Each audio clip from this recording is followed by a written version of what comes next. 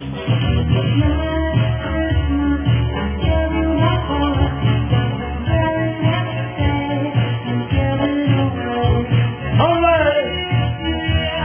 Natale a tutti, buon Natale! Popò, ma perché balli? Abballo perché siamo a Natale! E tu perché sei vestito così?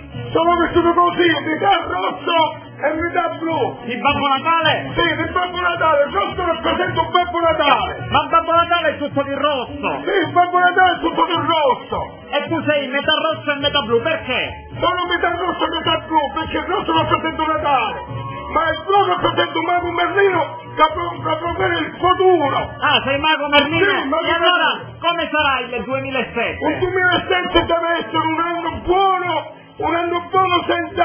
senza disoccupazione a maggior parte, perché le padri famiglie devono lavorare per capitare un lavoro stabile, e non solo questo, 2007 che sarà un anno nuovo, senza più guerre, senza più attentati tra il prossimo, perché anche i mafiosi si devono calmare, non fare queste vicine, perché siamo tutti figli di Dio. Dopo che un mafioso fa ammazza un altro mafioso, che conclude? Niente! Balla! E io ballo perché sarà un anno nuovo del 2007, un anno nuovo con i tanti cosi di gioia, perché Dio ha mandato suo figlio Gesù per la pace, non per odiare il prossimo e uccidere il suo fratello. Hai una cintura, mi fai vedere la tua cintura? Ma la mia cintura è una cintura di cosa sta, di luce elettrica, perché sarà una spina di pace, sarà una spina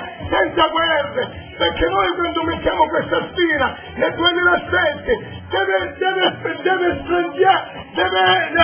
illuminare il mondo Buon per la Natale a pace. tutti, buon Natale a tutti! Ma io auguro buon Natale a tutti i poveri, buon Natale, che sia un anno felice per i poveri, un anno tranquillo anche per i cattivi, devono diventare buoni. Buon Natale balla! E dopo io dico buon Natale ai ricchi e ai poveri.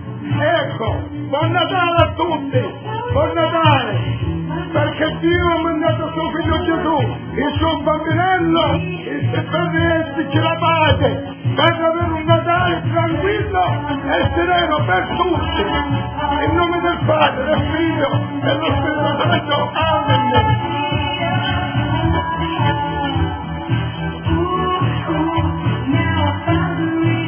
Buon Natale, buon Natale!